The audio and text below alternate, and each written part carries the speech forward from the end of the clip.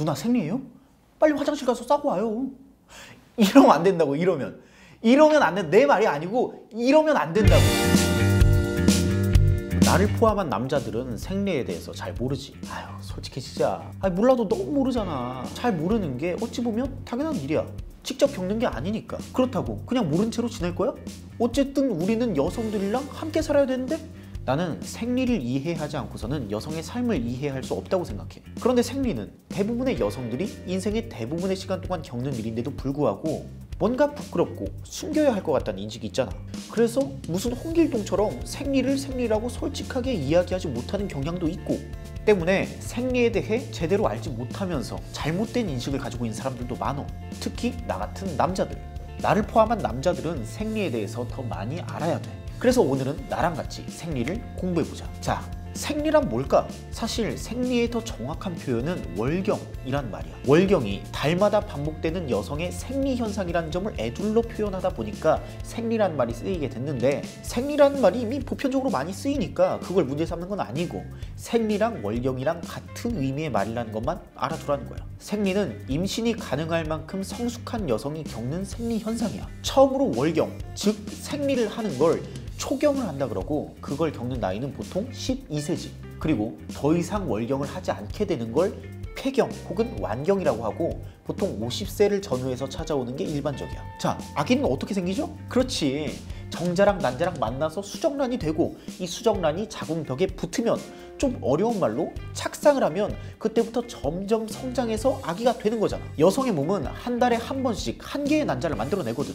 자궁 옆에 있는 난소라는 곳에서 난자가 나와. 그게 배란이야. 배란이 되기 전부터 여성의 몸에서는 호르몬이 나와서 아기를 만들 준비를 하는데, 수정란이 잘 붙을 수 있도록 자궁의 벽을 두껍고 부드럽게 만들어. 자, 그런데 배란된 난자는 보통 하루 이틀 정도 살다가 죽거든. 난자가 수정란이 못 되고 죽으면 두껍고 부드러워진 자궁벽은 필요가 없잖아. 그래서 배란 후 2주 뒤에 자궁벽을 이루고 있던 점막들이 와르르르 떨어져 나가서 질을 통해 피랑같이 배출이 되지. 질이 여성의 생식기인 건 알지? 자, 이게 생리야. 그 과정에서 생리통, 생리혈, 급격한 감정변화, 우울증 등등 온갖 불편한 것들을 다 겪어야 돼.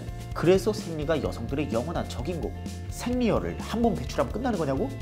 장난하냐? 생리는 짧으면 3일, 길면 5일에서 일주일까지 지속돼. 그리고 그게 28일마다 한 번씩 계속 찾아오지. 생리 주기는 사람마다 다 다른데 환경에 따라, 그리고 몸 상태에 따라서 계속 변하는 경우도 있기 때문에 뭐라고 딱 정해서 말하긴 힘들어. 그래도 보통 28일에 한 번씩이고 평균 5일에서 7일 정도 지속된다는 거. 오케이? 참고로 보통 둘째 날이 가장 지랄 많다고 해. 생리통 강도, 생리혈의 양, 감정의 진폭 등 모든 면에서 말이야. 나 오늘 생리 둘째 날이야 라는 건 오늘 다 같이 뒤지는 거야, 이런 말이랑 똑같은 거래. 다시 말하지만 생리혈은 자궁점막을 이루고 있던 성분들이 피랑같이 나오는 거야. 왜 생리대 광고에서 맨날 파란물로 실험하니까 생리혈도 파란 거 아니냐고 착각하는 사람들이 간혹 있는데, 그게 아니야. 시뻘건 피야, 피. 그리고 이런저런 단백질 조직들과 함께 나오는 거기 때문에 완전히 묽은 피는 아니야. 어떤 분의 표현을 빌리자면 뜨거운 굴을 낳는 느낌이라 그래. 생리 기간 동안에는 언제 어떻게 생리혈이 나올지 모르니까 늘 긴장을 하고 있어야 된대. 생각해봐. 흰 바지처럼 밝은 계열의 하의를 입고 있거나 치마를 입고 있는 경우에 갑자기 생리혈이 새버리면 진짜 난감하겠지. 생리혈은 싸고 싶다고 싸지는 것도 아니고 참고 싶다고 참아지는 것도 아니기 때문에 누나 생리예요? 그럼 빨리 화장실 가서 싸고 와요. 이러면 그냥 쳐맞아도 할 말이 없는 거지. 언제 어떻게 터질지 모르는 생리혈이 밖으로 새나가지 않도록 해주는 물건이 바로 생리대야. 이 정도는 다들 알지? 근데 생리대의 종류에는 뭐가 있는지, 착용법은 어떻게 되는지 자세히 모르는 사람들이 너무 많아. 맞아, 얼마 전까지 나도 그랬어. 자, 여기 있는 것들이 다 생리대인데, 생리대에는 착용하는 방법과 모양, 그리고 사용하는 시간대에 따라서 종류가 이렇게 천차만별로 다양해. 우리가 생리대 하면 가장 먼저 떠올리는 건 여기 있는 일회용 패드형 생리대들이야. 자, 사용하는 방법에 대해서 내가 알려줄게. 포장지를 뜯는 법부터 우리한테는 낯설어. 얘를 이렇게 살짝 뜯어 놓은 다음에 여기를 잡고 이렇게 벌리는 거야. 이걸 이렇게 떼면 여기가 이제 끈적끈적한 스티커가 있거든. 그래서 이걸 속옷 안쪽에, 근데 나도 이거 거의 처음 해보는 거라 잘하진 못해. 속옷 안쪽에 이렇게 붙이는 거지. 그리고 그러니까 날개가 있어. 날개 이쪽 면이 끈적끈적해. 그럼 이걸 어떻게 쓸까? 얘를 이렇게 붙여서 속옷에 이렇게 붙이는 거야. 속옷 바깥쪽으로 이렇게 속옷 안쪽에 생리대가 붙는 거지. 이게 일회용 패드형 생리대 사용 방법. 맞나? 뭐 제가 잘 못하면은 여러분 갑자기 존댓말 쓰게 되는데, 내가 잘 못했다 그러면은 그냥 댓글에다가 뭐라고 하세요. 제가 이거 처음 해보는 거라 사실 저도. 그러니까 저도 이렇게 같이 공부하는 거란 말이에요. 여러분들이랑 같이. 오케이, 자 다시 반말로. 여기 보면 소형, 중형, 대형, 그리고 팬티 라이너, 오버나이트까지 여러 종류가 있는데 이 종류별 차이가 뭐게요? 뭐 덩치 작은 사람은 소형 쓰고 덩치 큰 사람은 대형 쓰는 거냐고? 그렇게 헷갈리기가 쉬운데 그게 아니야. 사람 신체 사이즈랑은 상관이 없고 생리혈이 나오는 양에 따라서 다른 거야. 그리고 한 사람이 한 종류만 쓰는 게 아니고 시시때때로 나오는 양이 계속 달라지기 때문에 수시로 적절히 바꿔줘야 하지. 그래서 생리대는 대형 기준으로 2~3시간에 한 번씩은 갈아줘야 된대. 소형, 중형, 대형은 알겠는데 이 팬티 라이너랑 오버나이트는 뭐냐고? 오버나이트는 영어로 overnight, 밤새 착용하도록 만들어진 제품이야. 자는 동안 생리대를 자주 바꿀 수도 없고 누워있을 때나 혹은 뒤척이면서 생리혈이 밖으로 셀 수도 있기 때문에 이 대형보다 훨씬 더 크고 길게 나온 생리대지. 근데 양이 유독 많은 경우에는 이 오버나이트로도 다 커버가 안 돼서 이걸 2개 겹쳐 쓰기도 하고 여기랑 여기 아까 접착면이 있던 부분을 이렇게 붙여서 완전히 감싸기도 하고 뭐 사람마다 쓰는 방법이 제각각이라고 해. 이 팬티 라이너는 생리가 한창 진행 중일 때 쓰는 물건은 아니고 생리 마지막 날이나 생리를 전후해서 혹은 평소에도 비교적 조금씩 나오는 분비물들을 막을 때 사용하는 물건이야. 그래서 훨씬 작고 아담한 사이즈지. 이 일회용 패드형 생리대 말고도 면 생리대라는 것들도 있는데 얘네들은 일회용으로 쓰는 거기 때문에 이 솜이고 한 번 쓰면 다 버려야 되거든. 근데 면 생리대는 여러 번 빨아 쓸 수 있다는 이점이 있지. 그래서 면 생리대는 친환경적이고 뭐 경제적이고 화학 성분이 없다는 것이 큰 강점으로 꼽혀. 사실 이 화학 성분 때문에 생리통이 심해지는 사람도 있고 몸에 별로 안 맞는 사람도 있고 그렇거든. 그리고 이 생리할 때 나는 냄새가 생리혈 자체의 냄새가 아니야. 사실은 이 생리대의 화학 성분과 생리혈의 성분이 이렇게 만나면서 나는 냄새거든. 하지만 역시 면 생리대는 계속 빨아서 써야 하니까 그 빨아 쓰는 과정이 너무 번거롭다는 게 단점이긴 해. 이제 질에 삽입해서 쓰는 체내형 생리대들, 탐폰이랑 생리컵에 대해서 알려줄게. 여기 이 빼빼로처럼 길쭉하게 생긴 게 탐폰이야. 플라스틱에 쌓여있는 애가 나오는데 이 플라스틱 안에 손뭉치가 들어있는 거야. 여기 있는 손뭉치가 질 안에서 생리혈을 흡수하는 역할을 하지. 끼울 때는 이게 질이라고 치면 이렇게 넣어서 여기를 이렇게 누르면 봐봐, 누르면 이렇게 빠져. 솜만 딱 빠지는 거야. 그래서 솜이 이제 질 안쪽으로 딱 들어가고 나서 이걸 어플리케이터라 그러는데 어플리케이터는 빼버리면 돼. 그러면 질 안에 이게 이렇게 들어가 있어서 실이 있잖아. 나중에 뺄 때는 이 실을 천천히 잡아 당겨서 그냥 이렇게 빼면 되는 거지. 이 탐폰도 적어도 6시간에 한 번씩은 교체해야 된다고 해. 그리고 당연히 이 한 번 쓴 탐폰을 재사용할 수는 없고.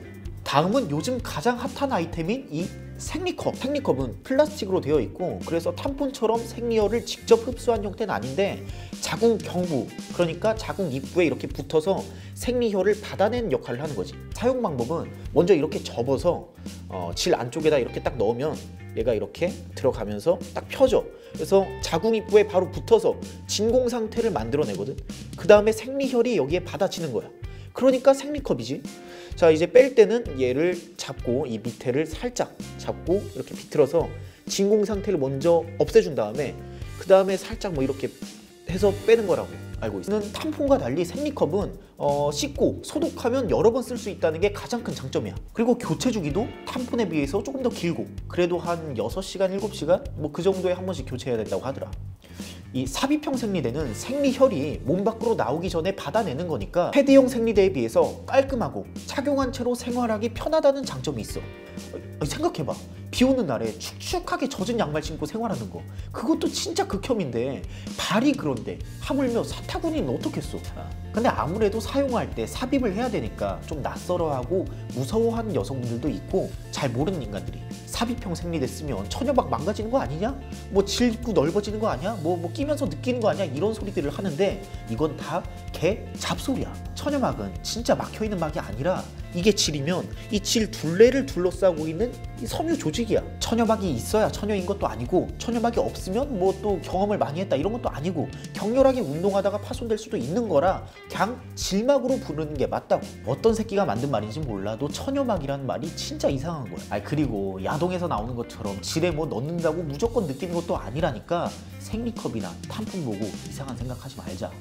그리고 써보신 분들 얘기 들어보면 뭐 오히려 넣은 줄도 모르는 만큼 아주 편안하다고 합니다. 자, 이제 생리의 하이라이트, 생리통과 월경전 증후군에 대해서 얘기해볼게. 자궁점막이 떨어져 나가면서 피랑 같이 나오는 게 생리잖아. 그래서 여자의 몸은 이 피를 멈추게 하려고 호르몬을 막 분비하는데 이 호르몬이 배 쪽의 혈관들을 막 수축시키고 자궁이랑 주변 장기에 영향을 미쳐서 생리통이 생기는 거래. 고통을 느끼는 정도와 기간은 사람마다 다 다르지만 생리하는 사람의 20% 정도는 일상생활이 지장이 갈 정도로 너무너무 아프대. 생리통은 단순히 배가 조금 아픈 것뿐만 아니라 허리랑 골반 엄청 뭐 여기저기 다 아프다는데 솔직히 우리 같은 남자들은 잘 상상이 안 되잖아. 그래서 생리통이 얼마나 아픈 건지 확 와닿게 설명한 영상이 있어. 그거 잠깐 보고 갈게. 골반뼈가 으스러지는 것 같고요. 그 안에 내장들을 다 헤집어놓는 것 같아요. 누가 다 뽑아버리는 것 같아요. 일단 여기 등허리 부분이 찌릿찌릿하고요. 여기서 뭔가 하반신 움직일 수가 없고 막 여기가 뭔가 뭐라 해야 되지? 진짜 살이 이렇게 찢겨져 가는 느낌? 여기 안을 바늘로 계속 찔러요 누가. 계속 찌르고 배가 아프니까 머리도 아파오고 그래서 온몸이 막 녹초되고 그러니까 할 때쯤 되면 두려워요. 와, 어때? 상상이 가?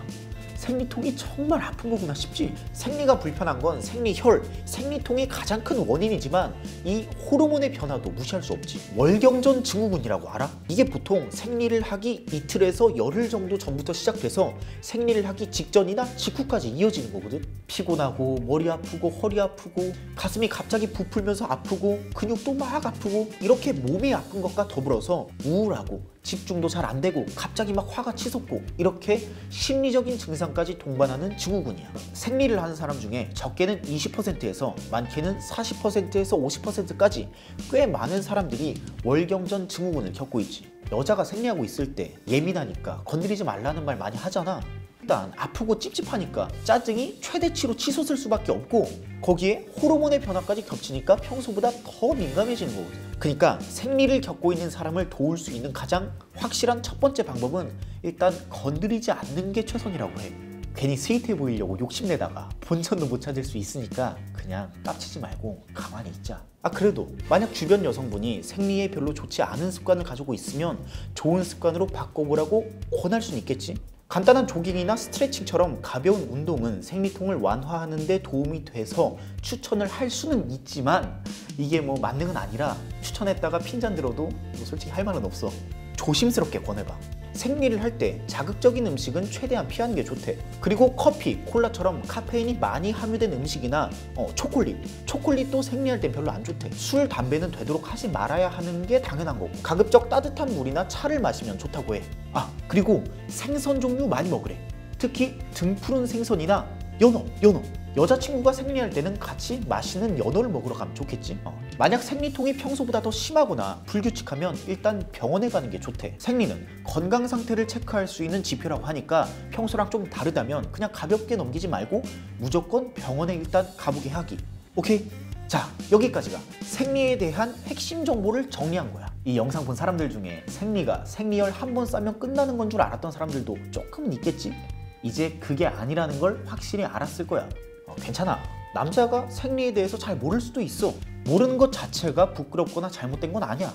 게다가 자기가 직접 겪지 않아도 되는 일이라면 알기 힘든 게 당연한 거지. 하지만 그렇게 더욱 열심히 알아가려는 태도가 필요하지 않을까? 우리는 모두 각자 다른 존재들이지만 그 차이를 인정하고 서로를 이해하려는 노력을 하면서 함께 어울려서 살아가야 하니까. 이 영상이 도움이 되었다면 좋아요, 공유, 댓글 꼭 남겨줘. 그리고 아직까지 약간 아리까리하다 싶으면 일단 공유를 해놓고 두고두고 챙겨보면 돼. 왜냐고? 인생은 실전이니까.